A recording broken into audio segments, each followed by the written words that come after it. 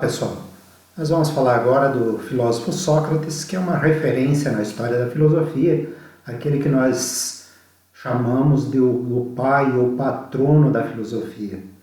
Foi um homem que se dedicou à cidade de Atenas e aos seus cidadãos. A preocupação principal dele era fazer com que as pessoas pudessem reconhecer que não sabiam tudo e assim buscar dentro de si mesmo, a partir da reflexão, da parada, do encontro consigo mesmo, descobrir as verdades que, segundo Sócrates, estariam dentro de nós. E, na verdade, é um trabalho difícil esse do conhecimento, porque para Sócrates conhecer significava parto, significava estudo, significava reflexão, tempo, para que realmente a pessoa deixasse de fazer e pensar o que os outros pensavam para pensar por si próprio.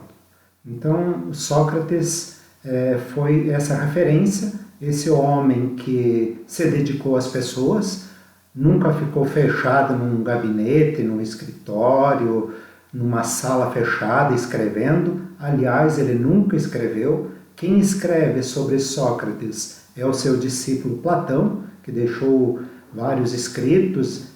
Inclusive, o Platão usava sempre o Sócrates como um personagem dos seus diálogos. O Platão ele escreve através de diálogos.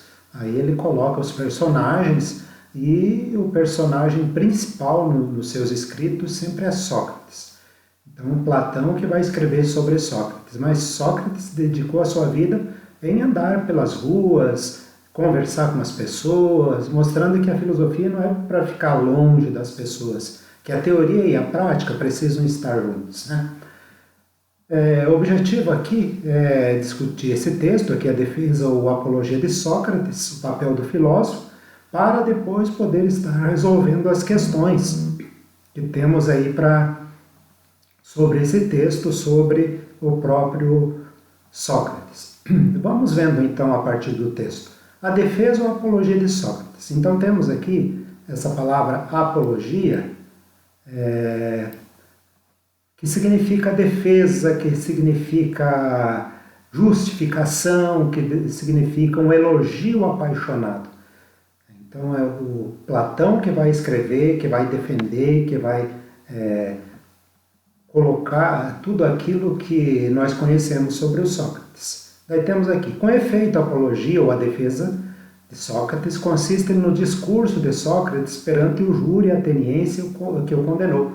Então a questão é a seguinte: Sócrates só fez o bem, porém ele estava fazendo com que principalmente os jovens pudessem enxergar a verdade, que as pessoas não ficassem esperando pelo destino, porque na época, aí no tempo dos mitos, antes da filosofia, os gregos eles eram politeístas, ou seja, eles acreditavam em vários deuses. E eles achavam que quando a pessoa nascia, ela já ia lá consultar os deuses, os oráculos, para saber qual seria o destino. Quer dizer, a pessoa não tinha o que fazer, já nascia com o destino pronto, tudo estava escrito, não havia liberdade. E o Sócrates vem para romper com isso, dizendo: não precisamos ser ateus, não precisamos deixar de acreditar em Deus ou nos deuses como eles defendiam. O que nós precisamos é usar o nosso pensamento, porque se Deus nos criou, no nosso caso, ou no caso dos cristãos, mas nós temos essa capacidade de pensar, e essa capacidade de pensar deve nos fazer ser pessoas livres e ao mesmo tempo pessoas que pensam por si próprias. Isso vem afrontar as classes que estavam no poder, aqueles que se achavam dono do conhecimento, do saber, e então eles o condenam à morte. Duas acusações principais eles fazem a Sócrates. Uma dizia que Sócrates corrompia os jovens, ou seja, fazia com que os jovens deixassem de ficar acomodados, deixassem de ficar apenas pela cabeça dos outros e comecem a usar o pensamento, começam a fazer escolhas livres, a fazer suas próprias experiências. Então, vem a desagradar a sociedade da época. Então tem alguns ali, né, que vão fazer esse julgamento, né? Então tem um julgamento ali na cidade de Atenas. O Sócrates, ele prefere ele mesmo fazer a sua defesa, então ele passa a ser o advogado dele mesmo. Tem um momento do julgamento que eles até meio que propõem assim, olha, se você se retratar, se você disser que você não disse o que você disse, ou que você invente alguma coisa, dizendo, não era bem assim, então nós vamos ter livrado da morte. Mas Sócrates prefere a morte, prefere morrer, do que negar as suas ideias, seus ideais, tudo aquilo que ele tinha pregado para as pessoas. Então ele é coerente com aquilo que ele fala, com aquilo que ele vive. É uma pessoa plenamente coerente, íntegra, e por isso ele não volta nem uma vírgula naquilo que ele diz, que é fazer com que as pessoas conheçam, que as pessoas não fiquem iludidas em aparências ou achar que sabe, né? Aliás, uma das frases interessantes que o Sócrates fala, e geralmente os alunos acham graça, é quando ele diz assim, só sei que nada sei. Mas o que ele quer dizer com isso? Que ele não sabe tudo, que uma pessoa nunca pode dizer que sabe tudo, que sempre nós podemos aprender. Então uma pessoa arrogante, uma pessoa que acha que conhece tudo, que sabe tudo, ela não vai aprender, ela vai ficar estacionada no tempo. Então o que ocorre? Esse julgamento, levam Sócrates para o julgamento, aí tem os acusadores aqui, né, no júri ateniense, né, tem os que vão acusar e o Sócrates que vai fazer sua própria defesa. Ele poderia ter pego outra pessoa para fazer a sua defesa, mas ele mesmo preferiu ele fazer a sua defesa, né? Então aqui está dizendo aqui, acusado do quê? De desrespeitar as leis da cidade de Atenas, né? E de não acreditar, né, nos deuses aqui, né, que era a religião que eles seguiam, que eram ter vários deuses. E a outra acusação aqui, corromper a juventude. Corromper em que sentido? Fazer com que as pessoas pensassem, com que as pessoas fossem livres, que as pessoas não ficassem acomodadas, com que os jovens descobrissem que eles podiam fazer sua própria história, que eles podiam sonhar e correr atrás dos seus sonhos, que o mundo já não estava pronto, que o mundo é possível ser mudado, que aquilo que era dado como pronto, definitivo, como dogma, que não podia ser transformado, Sócrates diz não. Nós como seres humanos, temos não só a capacidade, nós temos a missão de mudar esse mundo, torná-lo mais justo, torná-lo mais verdadeiro, torná-lo mais feliz para todas as pessoas. Porque o Sócrates estava assim conformados com uma sociedade que não era feliz. Por que não era feliz? Apegos às aparências, apegos a pensamentos feitos, a frases prontas. Então, o Sócrates ele saía para a rua e ia conversando com as pessoas, com os transeuntes. Num primeiro momento, ele tem um método que se chama ironia e maiêutica. Ironia, então, para entender o método dele era, se você pegar uma moeda, de um lado está a cara e do outro lado está a coroa. O método do Sócrates, que nós chamamos de dialógico, por que dialógico? Porque ele dialoga, ele conversa com as pessoas. Então, nesse método de conversar, de dialogar, ele tem duas partes. Uma parte que ele começa a perguntar para as pessoas, principalmente aquelas pessoas que achavam que sabiam tudo, aqueles que se achavam que tinham todo o conhecimento, que sabiam sobre o bem e o mal, aquelas pessoas que achavam que não tinham mais nada o que aprender. Então Sócrates ia questionando. Então ele ia perguntando. O que você acha que é justo, por exemplo? As pessoas, justo é dar aquilo que pertence a cada um. E assim ele ia perguntando, até que, em certo momento, as pessoas começavam a cair em contradição, não sabiam mais responder. E aí o Sócrates mostrava, olha, você não sabe tudo o que você acha que sabe. Porém, tinha uma segunda parte desse método, que faz parte, aí, como eu disse, do mesmo método, mas outra face, né? Como a cara e a coroa, uma outra face do mesmo método, além da ironia, que é essa face aí, de perguntar para as pessoas. No segundo momento, ele levava as pessoas a refletir. E aí ele dizia que é a maiêutica. Ele diz assim: primeiro nós precisamos saber que não sabemos tudo. E depois nós temos que, pela maiêutica, fazer o parto das ideias. Então o conhecer também ele é doloroso. Às vezes ele exige que a gente saia de si mesmo, da acomodação, exige que a gente leia, que a gente estude, que a gente busque as várias versões daquilo que se diz que é verdade, o que é verdade, o que é justiça, o que é bem, o que é felicidade, quais são as prioridades da minha vida. Então Sócrates vai fazendo todo esse caminho e faz com que as pessoas descubram em si mesmo, dentro de si mesmo, conhecimentos que ele achava que não tinha. Por que achava que não tinha? Porque estava sufocado por aquelas aparências de que ele achava que sabia. Então, na verdade, a pessoa tem a capacidade, o conhecimento está na pessoa. A pessoa tem o dom de conhecer, mas às vezes é mais cômodo ficar pensando pela cabeça dos outros. Às vezes é mais cômodo seguir aquilo que os outros dizem. Então, o Sócrates foi essa pessoa que enfrentou esse júri, né? Aqui, ó, ele esteve aqui, desafio do júri aqui, né? E o júri acabou julgando ele culpado. Né? Então ele foi considerado culpado, né? E aqui veja outra frase aqui do Sócrates, aqui nesse texto. Uma vida sem reflexão não vale a pena ser vivida. O que o Sócrates quer dizer com isso?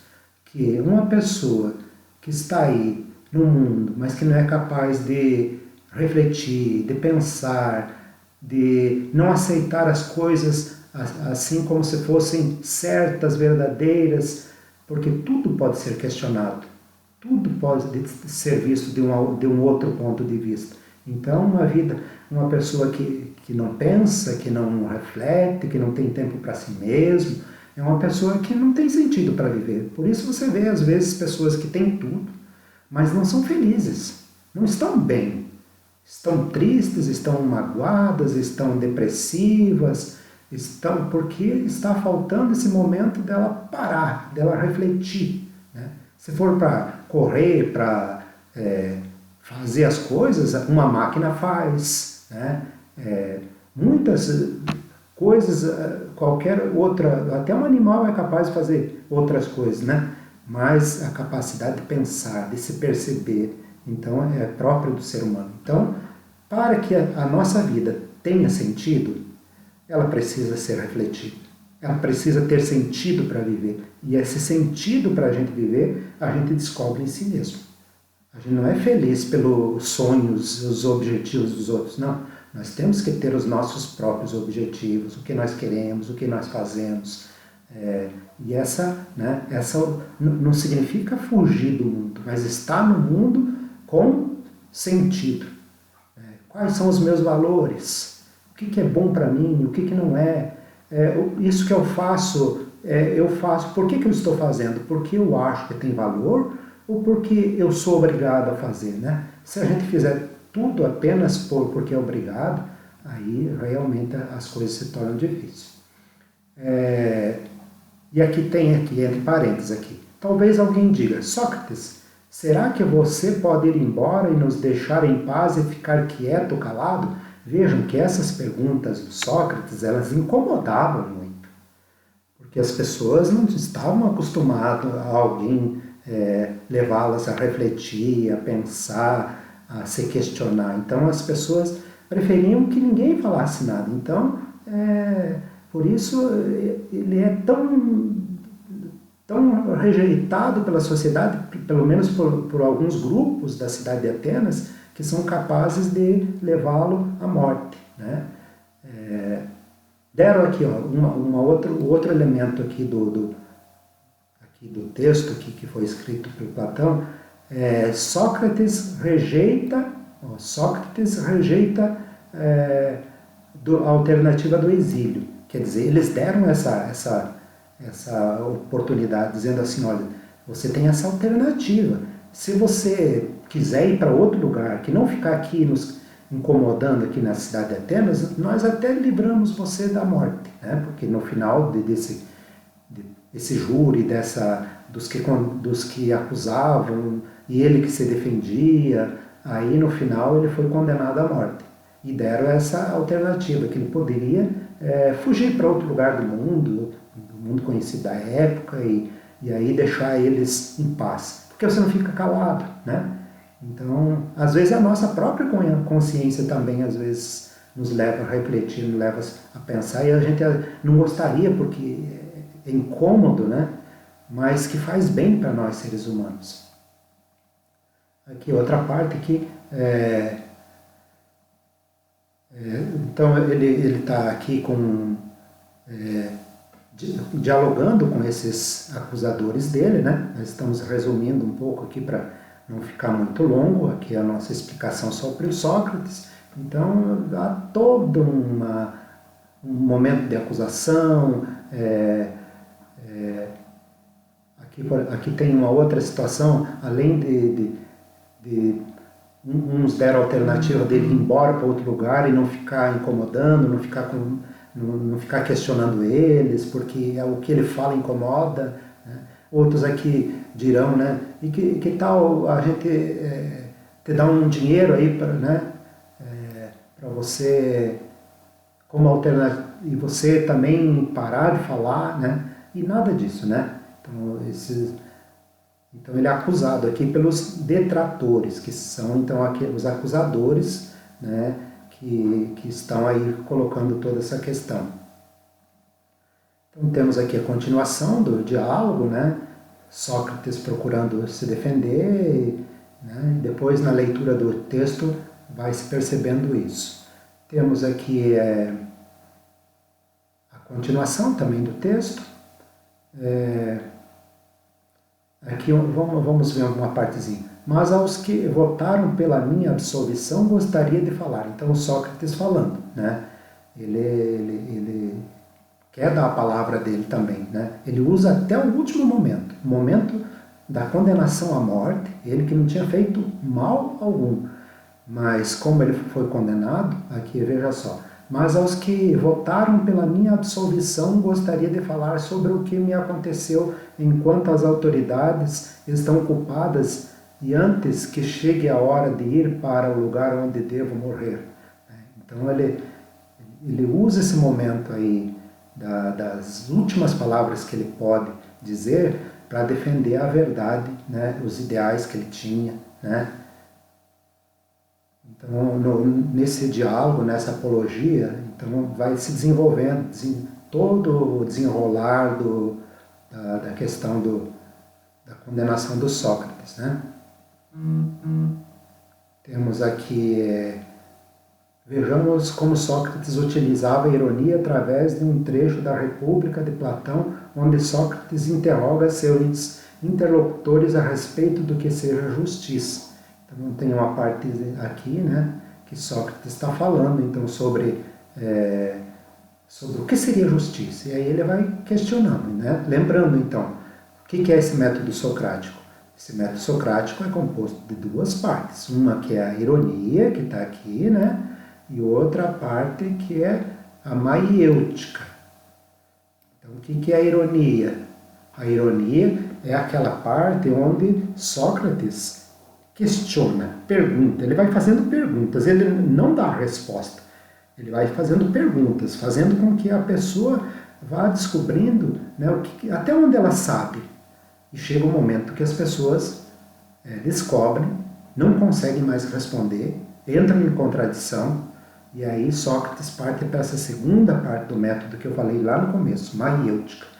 Aqui, ó, maiêutica significa arte de trazer a luz, é o parto, é dar a luz. Então, o filósofo, qual seria a tarefa do filósofo?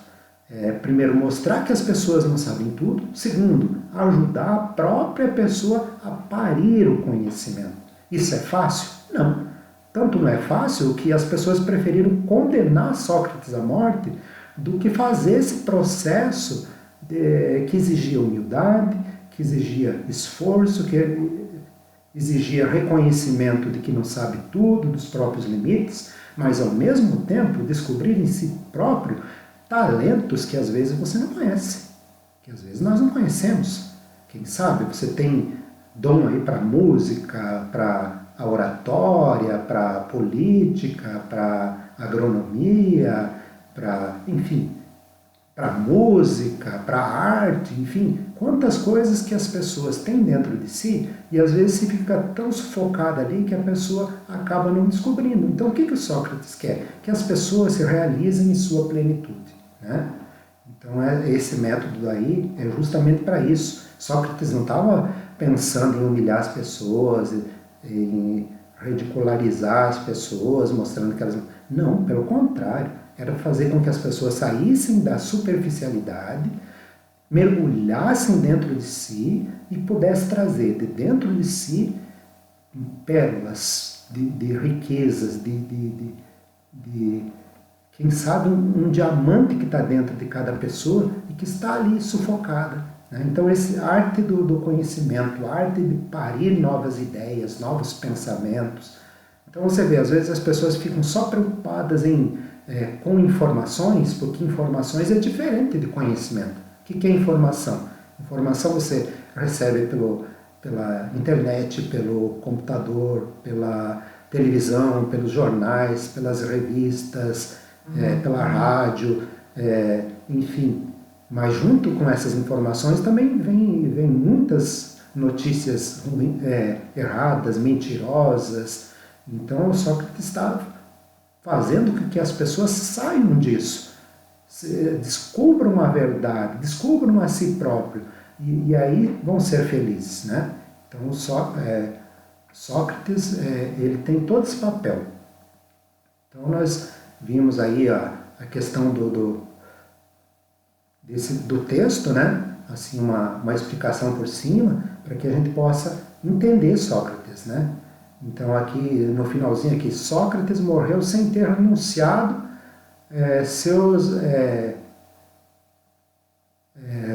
os seus valores morais, né? Então ele não rejeitou, ofereceram a alternativa dele ir embora, ser exilado, ir para outro lugar do mundo, ele se calar e não falar mais o que ele tinha dito, ele se retratar dizendo que o que ele tinha dito era mentira, deram a opção de dar dinheiro para que ele pudesse ter recursos e não precisar mais trabalhar para o resto da vida, desde que não falasse mais, que não incomodassem mais, porque eles não aguentavam, porque não queriam sair daquele mundinho que eles achavam que era verdade, tá? E aqui, por fim, Sócrates falando sobre a morte. Por fim, Sócrates é considerado culpado e condenado a beber um veneno chamado cicuta. Então, essa cicuta aqui, né, é um veneno, né, uma espécie de uma droga, né, que aí atrofiava todos os músculos, né, e aí a pessoa que levou o veneno numa taça para ele beber estava tremendo tanto que não conseguia entregar. Aí o Sócrates teve que calmar a própria pessoa que estava levando a cicuta para ele beber, acalmar os seus discípulos também, que estavam desesperados, porque achavam que ele não podia morrer, né? E ele foi, aí ele mesmo pega o cálice, toma o veneno que ele está condenado, né? Não rejeita e não foge da morte, porém ele o que ele não aceita é voltar atrás naquilo que ele acreditava, né? E por fim, então ele diz isso aqui, ele não considera a morte ruim, considera uma libertação de seus inimigos, né? Então ele pensa assim, eu estou me libertando, os caras estão me libertando, né? Eu estou me libertando, ninguém vai poder me atacar mais, né? E tudo que é ruim na vida. Então ele diz, né, essa passagem para outra dimensão não é o fim, né? Então ele tem essa consciência. E o que ele diz aqui, compara a morte a uma noite de sono, sem sonhos. Diz que se pensar em todos os dias de sua vida, o melhor entre todos será com certeza a noite calma e tranquila, sem sonhos, né? Sem pesadelos. Diz também que se, por outro lado, a morte for o despertar para uma outra vida, seria igualmente bom. Ele poderia encontrar pessoas queridas, que já haviam morrido, dentre elas outros condenados injustamente, né? Então ele diz, né, em síntese, ele diz assim, olha, a morte não é o fim. Se não tiver nada depois da morte, então vai ser um sono tranquilo, vai ser uma noite eterna, sem pesadelos, sem sobressaltos, né? Então vai ser muito bom. Mas se tiver vida após a morte, imagina que maravilha encontrar as pessoas que eu mais, né, admirei, quem sabe nunca conheci, nunca encontrei, nunca tive a oportunidade, agora eu posso conversar, dialogar, conviver com as pessoas, encontrar pessoas que foram condenadas também injustamente, né? Então, ele consegue assim fazer com que os seus discípulos se acalmassem um pouco e continuassem a vida. Ele diz, eu já terminei minha missão, agora vocês continuam. Então vocês vão continuar, vocês não podem parar por aí. Então aqui nessa primeira parte nós vimos então aí o texto para que a gente possa resolver as questões.